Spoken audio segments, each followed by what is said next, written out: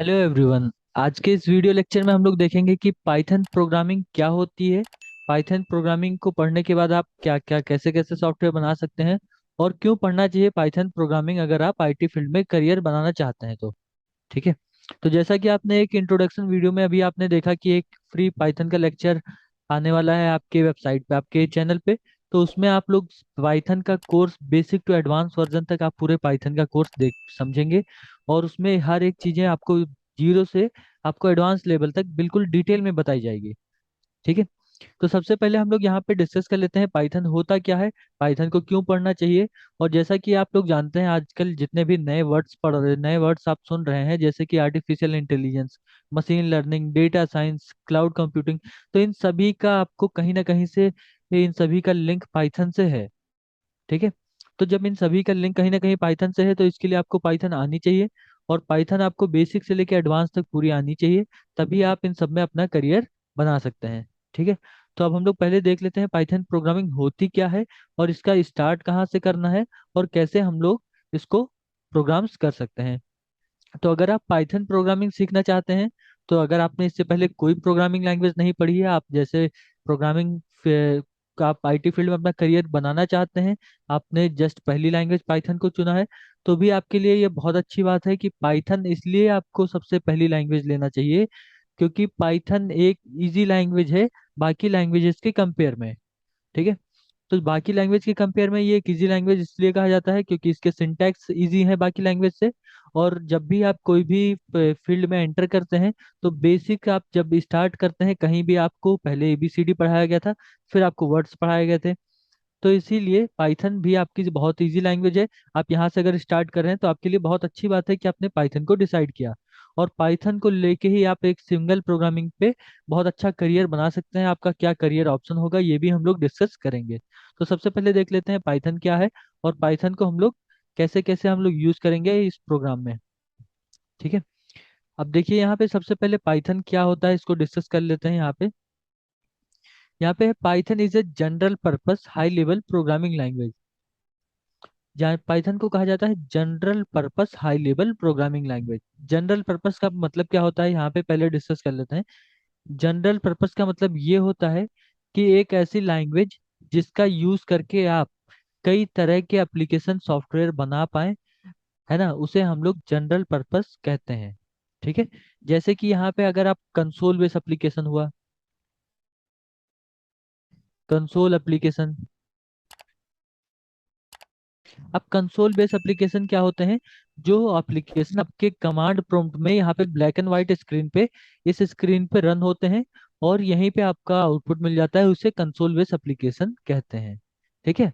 Console base application कौन से होते हैं, जिसको हम लोग कमांड प्रॉम्प्ट पे रन करते हैं, ब्लैक एंड व्हाइट स्क्रीन में उसका आउटपुट आता है, उसे हम लोग कंसोल बेस एप्लीकेशन कहते हैं। इसके बाद नेक्स्ट है वेब एप्लीकेशन। वेब एप्लीकेशन का मतलब ये होता है कि ऐसे एप्लीकेशंस जिसको इंटरनेट से कनेक्ट होने के बाद यूज करते हैं उन्हें हम वेब एप्लीकेशन कहते हैं। जैसे हो गया आपका व्हाट्सएप, फेसबुक, इंस्टाग्राम।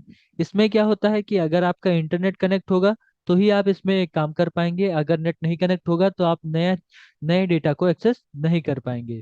तो इसीलिए इसको कहते हैं वेब एप्लीकेशन क्योंकि ये बिना इंटरनेट के ये अधूरे हैं। ठीक है। अगला है सॉफ्टवेयर।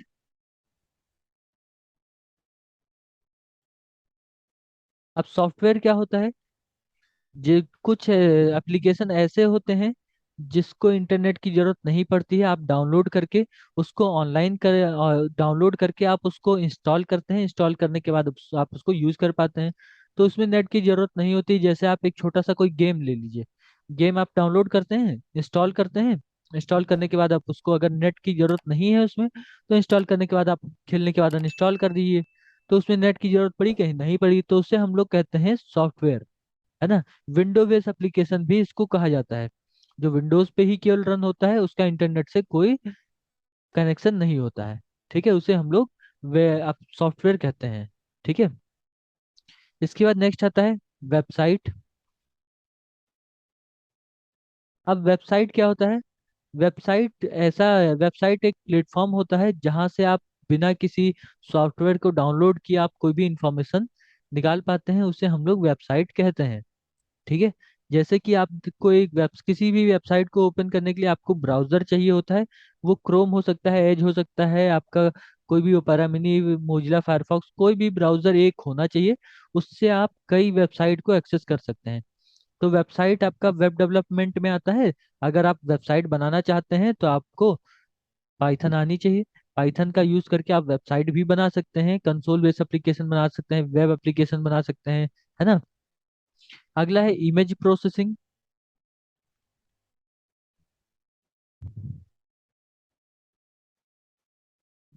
अब देखिए, इमेज प्रोसेसिंग जो एप्लीकेशन होते हैं, ये आपके इंडिया में नहीं, आपके फॉरेन कंट्रीज में ज़्यादा यूज होते हैं। जैसे कि इसमें क्या होता है, ये एक टाइम पास एप्लीकेशन होता है। इसमें यूजर क्या करता है कि इसको डाउनलोड करने के बाद बहुत सारी इमेजेस मिलती है। और अगर उसने, जैसे आपको मिला टेबल का इमेज, चेयर का इमेज, आपको मिला किसी घर का इमेज, इंटीरियर डिजाइन का इमेज घर का, तो जिस पे आप क्लिक करेंगे, जैसे आपने किसी लाइट पे क्लिक कर दिया, तो उसमें बहुत सारी आपकी अच्छे उसी तरह से डिजाइनर लाइट आने लगेगी। जो छोटा बल्ब है वो भी आएगा, जो आजकल नई नई लाइटें यूज होती है मॉल्स वगैरह में, वो भी आएगा। तो हर तरह की लाइट शो करने लगेगा। तो इस तरह के सॉफ्टवेयर को हम लोग क्या कहते हैं, इमेज प्रोसेसिंग कहते हैं। तो ऐसे सॉफ्टवेयर को बनाने का कॉन्सेप्ट थोड़ा सा डिफरेंट होता है, इसलिए यहाँ पे इसको मेंशन किया गया है अलग से। तो यहाँ पे अब हम लोगों ने देखा कि पाइथन का यूज करके कई तरह के एप्लीकेशन, कई तरह के सॉफ्टवेयर हम लोग बना सकते हैं। तो इसीलिए इसको कहते हैं जनरल पर्पस प्रोग्रामिंग लैंग्वेज। ठीक है। अगला वर्ड है हाई लेवल। हाई लेवल का मतलब ये होता है कि जो पाइथन है, पाइथन मशीन इंडिपेंडेंट है। कि अगर किसी के पास मैक ऑपरेटिंग सिस्टम है, लाइनेक्स है, किसी में विंडोज एक्सपी है, किसी का विंडोज 10 है या 11 है, तो अगर अलग अलग चीजें हैं, तो अगर आपके पास पाइथन इंस्टॉल है सब में, तो आपके पास पाइथन का कोई कोड है या पाइथन का आपके पास कोई एक प्रोग्राम है ना, तो वो सभी सिस्टम पे रन करेगा। सभी सिस्टम पे रन करेगा, ये मशीन इंडिपेंडेंट है। और इसका कोड आपका हाई लेवल को, हाई लेवल इसलिए भी कहा जाता है क्योंकि इसका कोड यूजर फ्रेंडली होता है। जो आउटपुट होगा, जो इनपुट आप देंगे वो अपनी लैंग्वेज में देंगे, और जो आउटपुट आएगा वो आपकी लैंग्वेज में आएगा। वो कन्वर्ट होता है मशीन लैंग्वेज में, और मशीन लैंग्वेज में आउटपुट आता है, और उसके बाद कन्वर्ट होके फिर यूजर फ्रेंडली लैंग्वेज में आपको आउटपुट मिलेगा। ठीक है। तो इसीलिए इसको जनरल पर्पस प्रोग्रामिंग लैंग्वेज भी कहा जाता है। ठीक है। इसके बाद नेक्स्ट आता है फीचर्स ऑफ पाइथन। ठीक है। Features of Python. अब देखिए, पाइथन के फीचर्स कौन कौन से होते हैं। सबसे पहला फीचर तो यही हो गया, easy to learn.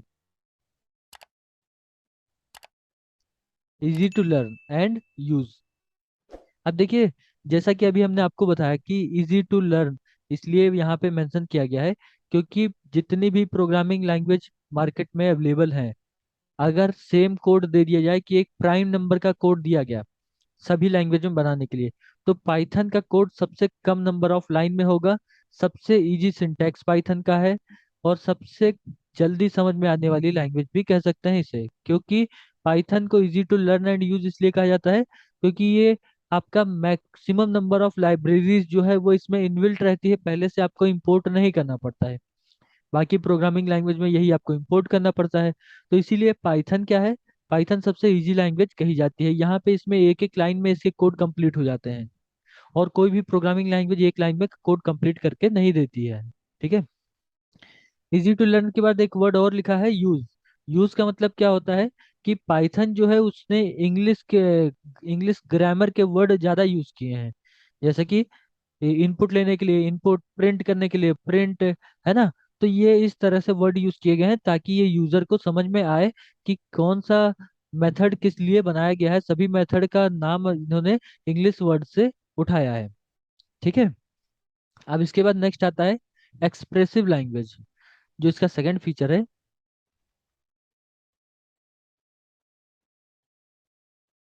Expressive language का मतलब ये होता है कि जो पाइथन है, पाइथन का जो कोड लिखा जाता है उसमें करली ब्रैकेट परसेंटेज साइन नहीं यूज होता है, स्पेस का यूज करके लिखा जाता है। स्पेस का यूज करके लिखा जाता है। तो यहाँ पे जब हम लोग कोड को लिखते हैं, तो यहाँ पे कोड स्पेस का यूज करके, जैसे आप कोई हेडिंग डालते हैं, हेडिंग का जो कंटेंट लिखते हैं वो थोड़ा सा स्पेस का यूज करके लिखते हैं, तो वो देखने में ज्यादा बेटर लगता है बाकी प्रोग्रामिंग के कंपेयर में। इसीलिए इसको एक्सप्रेसिव लैंग्वेज कहा जाता है। और यहाँ पे जैसे कि बाकी प्रोग्रामिंग लैंग्वेज में करली ब्रैकेट यूज करना कंपलसरी होता है, वैसे यहाँ पर भी आपको स्पेस यूज करना कंपलसरी होता है। ठीक है। इसके बाद नेक्स्ट है large library.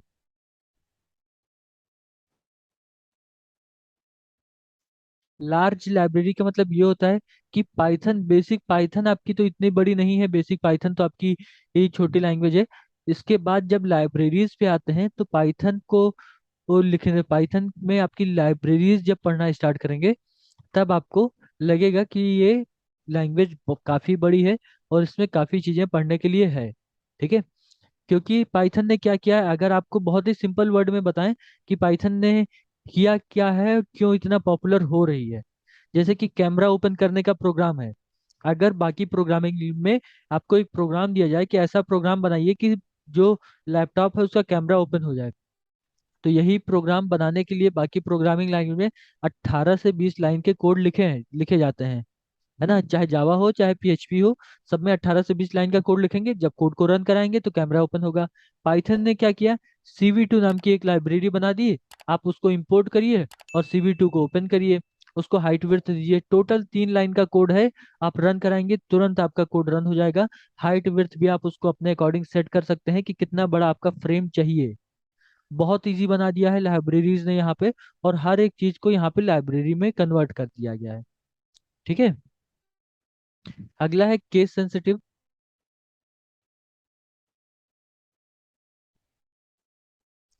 Case sensitive language Python को इसलिए कहा जाता है क्योंकि जैसे प्रिंट मेथड है, तो PRINT स्मॉल में अगर लिखा है तो आप इसको कैपिटल में कोई भी वर्ड यूज नहीं कर सकते। क्योंकि यहाँ पे केस सेंसिटिव का मतलब यही होता है कि अगर आपका जो स्मॉल लेटर में लिखा है उसको स्मॉल में ही यूज करना है, जो कैपिटल में है उसको कैपिटल में ही यूज करना है। ठीक है। अगला है नेक्स्ट, इसका फीचर है, इसका अगला फीचर है यहाँ पे डायनेमिक लैंग्वेज। डायनेमिक लैंग्वेज, जैसे कि डायनेमिक लैंग्वेज का मतलब ये होता है कि जो चेंज हो सके, है ना। तो डायनेमिक लैंग्वेज इसको इसलिए कहा जाता है क्योंकि पाइथन में डेटा टाइप डिफाइन नहीं करना पड़ता है। बाकी प्रोग्रामिंग लैंग्वेज में आपको लिखना पड़ता है int A int B, तो अब आप उसमें A में और B में इंटीजर टाइप का नंबर स्टोर कर पाते हैं। लेकिन पाइथन में ऐसा नहीं है।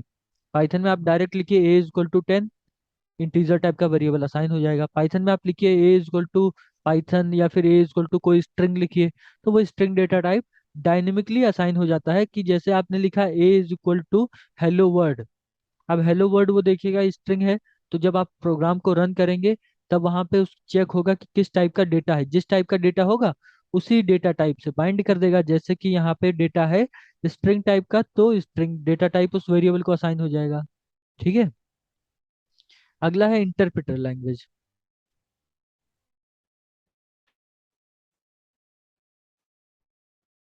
देखिए इंटरप्रेटर लैंग्वेज का मतलब क्या होता है कि जो पाइथन है ना, जितने भी पाइथन ही नहीं बाकी प्रोग्रामिंग का भी एग्जांपल ले लेते हैं।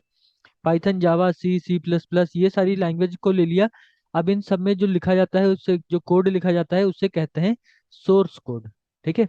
उन सब में जो लिखा जाता है उसे कहते हैं सोर्स कोड। और सोर्स कोड को रन कराने के लिए आपको कंपाइलर या इंटरप्रेटर की जरूरत पड़ती है। ठीक है। कंपाइलर या इंटरप्रेटर की जरूरत पड़ती है, तो जो पाइथन है वो इंटरप्रेटर को यूज करती है। ठीक है। इंटरप्रेटर को यूज करती है।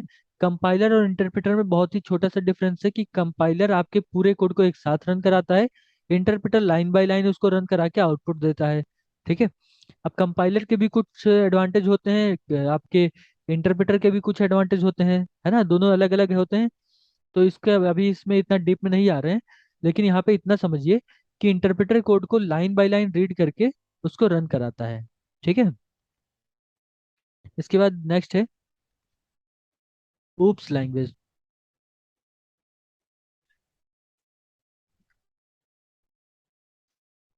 ऊप्स लैंग्वेज का मतलब क्या होता है कि जैसे ऊप्स का मतलब होता है ऑब्जेक्ट ओरिएंटेड प्रोग्रामिंग लैंग्वेज।